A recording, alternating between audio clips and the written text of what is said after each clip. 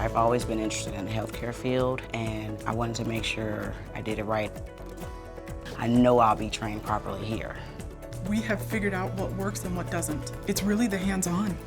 They're gonna do urinalysis, they're gonna do blood draws, they're gonna do injections, vitals, your height, your weight, your temperature, your blood pressure, respirations, pulse.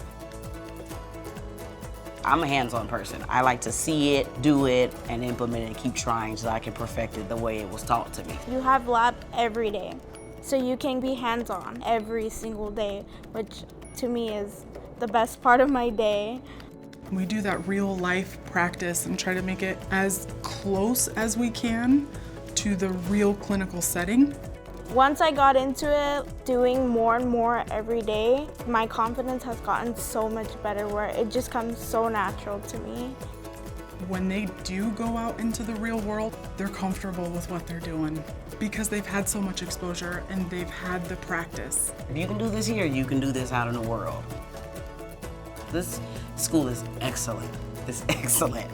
I would recommend this school for anybody because I'm just getting excited all over again talking about it.